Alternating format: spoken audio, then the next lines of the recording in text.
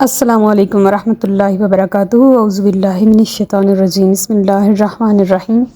آیت نمبر 20، فَإِنْ حَاجُّوكَ، پس اگر وہ جھگڑا کریں آپ سے۔ حاج کا مطلب ہوتا ہے جھگڑا کرنا، کام کا مطلب آپ سے۔ فَقُلْ، تو آپ فرما دیجئے، اسلمت، میں نے جھکا لیا، وجہیا، اپنا چہرہ، للہ، اللہ کے سامنے، ومن اتبعنی، اور جو کوئی بھی میری پیروی کرے۔ وَقُلْ، اور آپ فرما دیجئے، للذین، ان لوگوں کو، اوتوا الکتاب، جنہیں کتاب دی گئی، والامیین، اور ان پڑھوں سے، اسلمتم، کیا تم اسلام لے آئے؟ آج اس لفظ کے شروع میں آج اس کا مطلب ہے کہ وہ کیا کے معنی میں استعمال ہو رہا ہے، انٹروگیٹو۔ فَإِنْ أَسْلَمُوا، پس اگر وہ اسلام لے آئیں، فَقَدِ اهْتَدَوْا، تو وہ ہدایت پا گئے۔ وَإِنْ تَوَلَّوْا، اور اگر وہ منہ پھیرے، فَإِنَّمَا، تو بے شک، عَلَيْكَ، آپ کے اوپر، البلاغ، پیغام پہنچانا ہے۔ واللہ، اور اللہ تعالیٰ، بصیر، دیکھنے والا ہے، بالعباد، اپنے بندوں کو۔ نبی کریم صلی اللہ علیہ وسلم نے جب اسلام کی دعوت دی اور صفا کی پہاڑی پہ چڑھ کے آپ نے پہلے جب حکم تھا تو فَأَنذِرْ عَشِيرَتَكَ الْأَقْرَبِينَ کا حکم تھا کہ آپ اپنے قریبی گھر والوں کو، قریبی رشتہ داروں کو ڈرائیں۔ پھر آہستہ آہستہ جب اللہ پاک نے حکم دیا کہ آپ سبھی کو بلائیں، پہلے آپ نے قریش کی دعوت کی، اس کے بعد آپ نے کوہ صفا پہ چڑھ کے خطبہ دیا تھا۔ اور وہ تو اپنے سبھی نے بچپن میں کتابوں میں پڑھا ہے کہ کس طرح سے وہ سارا سینیریو ہوا تھا۔ تو اب یہاں پہ اللہ تعالیٰ فرما رہے کہ اگر اتنی زیادہ ڈیٹیل جان لینے کے باوجود بھی وہ آپ سے جھگڑا کرتے ہیں تو کہہ دیجئے کہ میں نے اپنا سر اللہ کے لیے جھکا دیا، اور جو میرے ساتھی ہیں سب نے جھکا دیا، جتنے اصحاب ہیں ان سب نے اپنا چہرہ، جنہوں نے بھی میری پیروی کی، اللہ کے لیے جھکا دیا۔ اور عیسائیوں اور یہودیوں اور ان لوگوں سے جو کتاب کا علم نہیں رکھتے، ان پڑھ ہیں، ان سے پوچھئے کہ کیا تم اسلام لے آئے ہو؟ کیا تم ایمان لے آئے ہو؟ کیا تم اسلام لے آئے ہو؟ بس اگر وہ اسلام لے آئے تو وہ ہدایت پا گئے، اور اگر انہوں نے منہ پھیر لیا تو اے نبی، آپ پریشان نہ ہوں، آپ کے ذمے صرف پیغام پہنچانا ہے۔ آپ کے ذمے یہ نہیں ہے کہ آپ ان کو زبردستی اسلام کی طرف مجبور کریں، ورنہ آپ کے ساتھ کچھ بھی آپ کے اوپر قدغن نہیں ہے، آپ کے لیے آسانی ہے کہ آپ صرف پیغام پہنچائیے، آگے وہ اپنا کام کریں نہ کریں، آپ کے اوپر سے وہ بری ذمہ ہے۔ اور اللہ اپنے بندوں کو دیکھنے والا ہے۔ سیم دا کیس ود اس، یعنی کہ ہمیں بھی لوگوں کو اسلام کی دعوت دینی ہے، لوگوں کو قرآن پاک کی طرف آنے کی دعوت دینی ہے، صرف دعوت دینی ہے۔ ہم کسی کے اوپر سر کے اوپر چڑھ کے اس کو فوکس کرا کے، اس کی منتیں ترلے کر کے، اس کے گھر جا کے اس کو نہیں لا سکتے، کیونکہ یہ اللہ کا کام ہے، وہ اپنے بندے کو اس سائڈ پہ لاتا ہے، اور جس کے دل میں بات ڈالتا ہے وہی اس سائڈ پہ آتا ہے۔ ہمارے ذمہ بلاغ مبین ہے، یعنی کہ ہم نے کوئی بات چھپانی نہیں ہے اپنے رب کی طرف سے، جو ہمارے پاس نالج ہے ہم نے اس کو چھپانا نہیں ہے، ہم نے اس کو ایز اٹ از بیان کر دینا ہے۔ لیکن اگر اگلا بندہ اس کو ایکسیپٹ کرے نہ کرے تو ہم بری الذمہ ہو جاتے ہیں اس کی طرف سے، ہمارے اوپر اس کی کوئی ذمہ داری نہیں رہتی۔ اللہ تعالیٰ کل ہم سے قیامت والے دن ان کے بارے میں سوال نہیں کرے گا کہ آپ نے ان کو دین کیوں نہیں سکھایا۔ اللہ تعالیٰ ہم سب کو اس راستے کا مجاہد بنائے رکھے۔ آیت نمبر 21، ان الذین، بے شک وہ لوگ، یکفرون، جو انکار کرتے ہیں، بھی آیات اللہ، اللہ کی آیتوں کا، ویقتلون، اور قتل کرتے ہیں، نبیین، نبیوں کو، انبیاء کو، بغیر حق، ناحق۔ حق سے مراد یہ ہوتا ہے، ایک قتل حق ہوتا ہے، ایک قتل ناحق ہوتا ہے۔ قتل حق یہ ہوتا ہے کہ اگر کسی نے کسی کو قتل کیا، جواباً اس کو قتل کر دیا گیا، یہ قتل حق تھا، یہ قصاص کا اسلام نے ہمیں حکم دیا ہے، ہم لے سکتے ہیں۔ اور قتل ناحق یہ ہوتا ہے کہ کیسے کسی کو مار دینا، بغیر کسی جرم کے، وجہ کے، بغیر کسی خطا کے اس کو مار دینا، یہ قتل ناحق ہے۔ وَيَقْتُلُونَ، اور قتل کرتے ہیں، الذین، ان لوگوں کو، یأمرون بالقسط، جو انصاف کا حکم دیتے ہیں، من الناس، لوگوں میں سے۔ فبشرہم، بس آپ خوشخبری سنا دیجئے، بعذاب علیم، دردناک عذاب کی۔ ویسے تو اپرنٹلی یہ آیات جو ہیں وہ یہودیوں کے حق میں نازل ہوئی ہیں، کہ یہ سارا وتیرہ یہودیوں کا تھا، انہوں نے پہلے پچھلی کتابوں کو جھٹلایا، حضرت داؤد علیہ السلام پر اتاری گئی کتابیں، ابراہیم علیہ السلام کے صحیفے اور ادریس علیہ السلام کے صحیفے، اور جتنا کچھ پہلے اتارا گیا تھا انہوں نے سب کو جھٹلایا۔ انہوں نے کہا ہم نے صرف توریت کو ماننا ہے جو موسیٰ علیہ السلام پر نازل ہوئی، باقی ہم اس سب کا، جو پہلے آئی ہوئی کتابیں، ہم ان کا انکار کرتے ہیں۔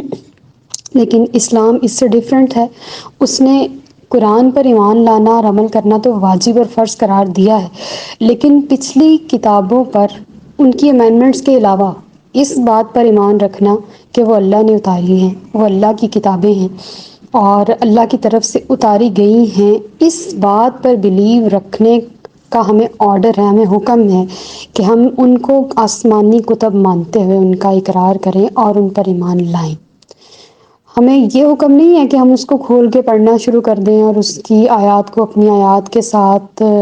ملا کر تو ایک نیا معنی اخذ کرنے کی کوشش کریں۔ ہمیں اسی قرآن کو پڑھنے کا حکم دیا ہے، اسی پر عمل کرنے کا حکم دیا ہے اور اسی کے ساتھ جڑے رہنے اور اسی کے ساتھ آخر تک چلتے رہنے کا حکم ہے، لیکن ان کتابوں کا انکار کرنے کا ہمیں اختیار نہیں ہے، نہ ہی ہمیں ایسا کوئی حق حاصل ہے کہ ہم ان کتابوں کا انکار کریں۔ تو اللہ کی آیتوں کا انکار کافر کرتے ہیں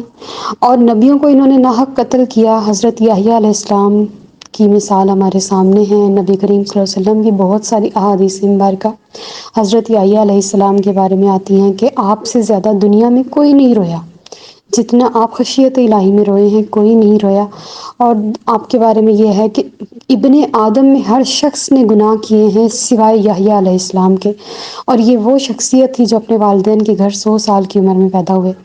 ان لوگوں نے انہیں بھی شہید کیا اور بھی بہت سارے انبیاء کرام کو شہید کیا، اور یہ ان کو قتل کرتے ہیں جو عدل و انصاف کا حکم دیتے ہیں۔ یہ تو ہمارے معاشرے پر بالکل ہی سیٹ آتی ہے آیت۔ میں تو یہاں یہودیوں کی بات ہی نہیں کروں گی، یہاں پر تو گواہ مروا دیے جاتے ہیں، وکیل مروا دیے جاتے ہیں، جج مروا دیے جاتے ہیں، جو بھی انصاف کا سچ کے ساتھ کھڑا ہے صحافی مروا دیے جاتے ہیں، اور چینج کروا دیے جاتے ہیں، ان کے لیول اوپر نیچے کر دیے جاتے ہیں اور ان کے ساتھ بدسلوکیاں کی جاتی ہیں۔ قتل چاہے نہ ہو، لیکن جو معاملات ہمارے ملک میں عدل و انصاف والوں کے ساتھ ہوتے ہیں، العیاذ باللہ، اللہ کی پناہ ہے کہ یہاں پہ کیا کیا کچھ ہو رہا ہے۔ تو یہ ہم نے یہودیوں سے لیا ہے، یہودی یہ کیا کرتے تھے، تو آج مسلمان بھی ان کے نقش قدم پر چلتے ہوئے وہی سب کچھ کر رہے ہیں۔ تو اللہ تعالیٰ یہاں پہ طنزاً فرما رہے ہیں فَبَشِّرْهُم، خوشخبری سنائیں ذرا انہیں۔ تو طنز کرنا اللہ کی سنت ہے، بندہ طنز کر سکتا ہے، لیکن یہ نہیں ہے کہ ہر وقت ٹونٹ کرتا رہے، اگلے بندے پر طنز کرتا رہے، تیر چلاتا رہے، بلکہ کبھی کبھار گفتگو میں طنز کیا جا سکتا ہے، اور یہ اس کی رعایت ہے، اس کا ویسے گناہ نہیں ہے جیسے طعنہ تشنہ دینے پر اور زبان چلانے پر، بد زبانی اور جھوٹ چگلی غیبت پر، ویسے اس کا وبال نہیں ہے، لیکن اس کو عادت نہیں بنا لینا چاہیے، کبھی کبھار ٹھیک لگتی ہے ہر چیز۔ فبشرہم، پس آپ انہیں خوشخبری سنا دیجئے، بعذاب علیم، دردناک عذاب کی۔ دردناک عذاب جو ہے شاید میں پہلے بھی اس کا ذکر ہو چکا ہوا ہے کہ عظیم سے مراد، عذاب عظیم سے مراد ہے کھڑے کر کے جوتے لگائے جائیں، اور عذاب علیم سے مراد ہے الٹا کر کے، یعنی کہ یہ عذاب عظیم سے تھوڑا سا بڑا ہے۔ ربنا لا تجعلنا منہم۔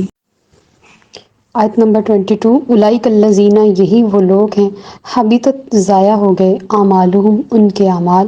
فی الدنیا، دنیا میں، والآخرۃ، اور آخرت میں، وما لہم، اور نہیں ہے ان کے لیے، من ناصرین، کوئی مددگار۔ اب دیکھیں جنہوں نے یہ سب کام کیے ہیں جو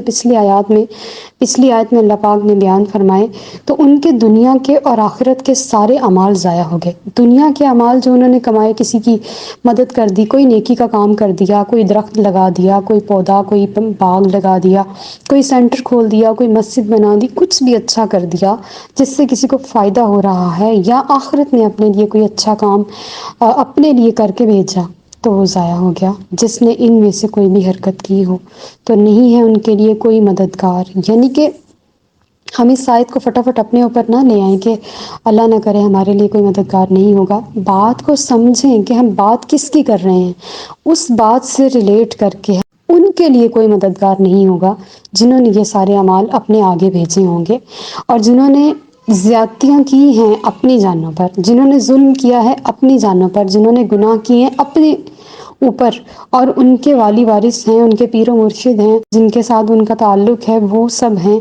اور کریم آقا صلی اللہ علیہ وسلم کی ذات مبارکہ تو ہے ہی ہے، اولیاء کرام جن کے ساتھ جڑے ہیں، اہل بیت کرام جن کے ساتھ جڑے ہیں، صحابہ کرام جن سے محبت رکھتے ہیں، پھر وہ سارے قیامت والے دن ضرور گواہی دیں گے، ان کے لیے مدد کریں گے، ان کے لیے وہ کھڑے ہوں گے۔ آیت نمبر 23، علم ترا کیا نہیں دیکھا، الی الذین ان لوگوں کی طرف، اوتوا نصیبا جنہیں دیا گیا حصہ، من الکتابی کتاب کا، یدعون بلائے جاتے ہیں، الی کتاب اللہ اللہ کی کتاب کی طرف، لیحکم تاکہ فیصلہ کرے، بینہم ان کے درمیان، ثم پھر یتولا پیٹھ پھیر لیتا ہے، فریق منہم ان میں سے ایک گروہ، وہم معرضون اور وہ روگردانی کرنے والے ہیں۔ اس آیت میں اللہ پاک بیان فرما رہے ہیں کہ وہ لوگ جنہیں کتاب کا ایک حصہ دیا گیا، یعنی کہ ان کے پاس توریت موجود ہے، انجیل موجود ہے، زبور موجود ہے، اور ہمارے قرآن پاک کے بیشتر جو احکامات ہیں وہ ان کی کتابوں پر پہلے سے موجود ہیں۔ تو جب ان کے پاس یہ چیزیں موجود ہیں، کتاب کا ایک حصہ ان کے پاس پہلے سے موجود ہے، اب اگر انہیں اللہ کی کتاب یعنی قرآن پاک کی طرف بلایا جاتا ہے تاکہ وہ فیصلہ کر دیں ان کے باہمی جھگڑوں کا، تو ان میں سے ایک گروہ منہ پھیر لیتا ہے اور اس حال میں کہ وہ روگردانی کرنے والے ہیں۔ اس آیت کا شان نزول ہے، شان نزول یہ ہے کہ ایک یہودی کا مسلمان کے ساتھ جھگڑا ہو گیا تھا، اور اس جھگڑے میں جو یہودی تھا وہ حق پر نہیں تھا اور جو مسلمان تھا وہ حق پر تھا۔ تو اب یہودی کے پاس تو اپنی توریت ہے نا، آبویسلی جو قرآن پاک میں ہمارے لیے حکم ہوگا ان کی توریت میں بھی ہو۔ اس مسلمان نے دعوت دی کہ ٹھیک ہے، تم قرآن پاک کو ہی کھول کے اس میں سے اپنا مرضی کا فیصلہ نکال لو اور بات مان لو۔ تو اس نے کہا کہ میں آج قرآن پاک کی بات نہیں مانتا، آج میں اپنی کتاب کی بات مانتا ہوں۔ تو انہوں نے کہا کہ چلیں آپ اپنی کتاب میں سے دیکھ لیں، شاید اس میں بھی وہ حصہ کتاب کا جو یہاں پہ تھا وہ موجود ہوگا، جس بات میں ہم دونوں جھگڑ رہے ہیں، آپ کی اور ہماری کتاب دونوں میں اس کا فیصلہ ہوگا۔